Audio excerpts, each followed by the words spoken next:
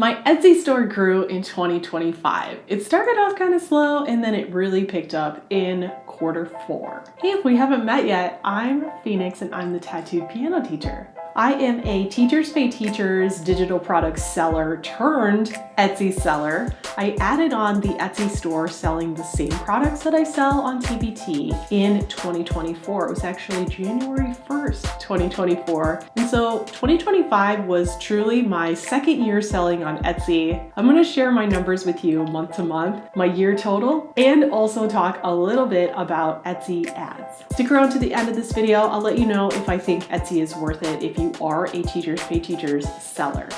I'm going to give you the most quick overview of my first year selling on Etsy for a comparison. If you want to watch my 2024 income report, I will link that down below for a more in-depth look at my first year selling on Etsy. But here is the ultra quick overview. 2024, January started with $5. I had just opened the store. In August, I hit the 3-figure mark for the first time with $101, and then September 103, October 208. November went down to 72, and then December was 118 for a first year total of 889. Now let's look at the numbers for 2025.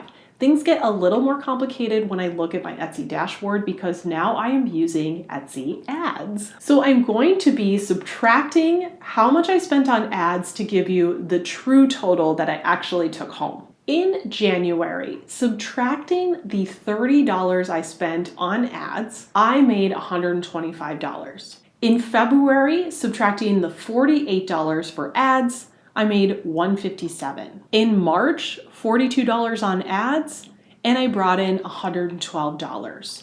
April, I only spent $4 on ads, but I also only brought in $68 in income. It's funny because April is historically my lowest month, the 3 years that I've sold on Teachers Pay Teachers, and here it is my lowest month on Etsy as well. In May, I only spent $17 on ads, and I brought in $83. The summer months were interesting as far as ads go. This was all an experiment. I had no idea what I was doing with the ads. I spent $24 on ads in June and brought in $86. July, I spent $25 on ads. I brought in $65. And in August, I still spent $25 on ads, but I only made $20. That's not great. Now, I thought it would be worth it to invest in ads in August. After all, August is often teachers' biggest months on TBT because of the back to school sale. However, my products aren't geared towards classroom teachers necessarily, and so August was a little bit of a disappointment, and now I have learned from my mistake, and I will watch that ad spend next year much closer through the summer months, including August. Moving on to September, I spent $29 on ads, but I made $250. October, I spent $46 on ads and brought in $351. November, I spent $68 on ads, but I brought in $362. And then in December, I spent $85 on ads, ouch, but after I subtract the ad spend, I brought in $454. So things really kind of blew up in the last quarter, and by the end of the year, I had figured out the whole ad thing a little bit better as well. All in all, my total for 2025 on Etsy, subtracting my ad spend and expenses, it was $2,133. So my first year, I made $889. Second year, I more than doubled my revenue to $2,000.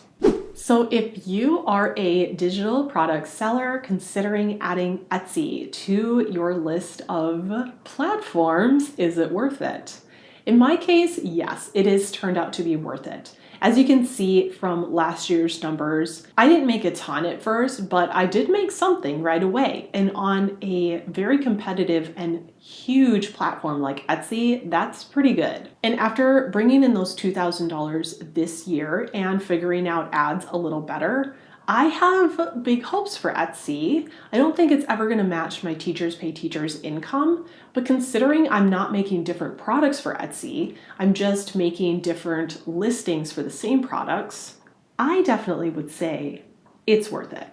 Is Etsy the same as Teachers Pay Teachers? No, it's not. You might find that you have different customers.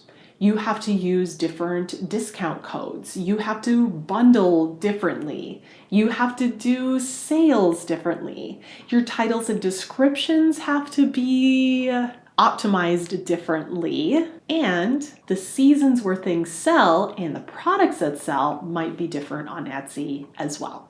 And the next thing you might be wondering, if you are an Etsy seller, are ads worth it? As you can see from my numbers this year, yes, overall, ads did bring me in a lot of revenue, especially in the last quarter. So if you can do ads a little more strategically than me, then I would say absolutely go for it. Start experimenting, start learning about it, and see what you can do. If you would like me to make an Etsy ads video, I would be happy to. I'm not sure that I'm an expert, but let me know in the comments if you'd like to know a little bit more about my experience and what I learned after a year of using Etsy ads. If you're curious about my 2025 Teachers Pay Teachers income, I do have a video all about that. And also look for a video coming up for my very own digital store, which I started in 2025.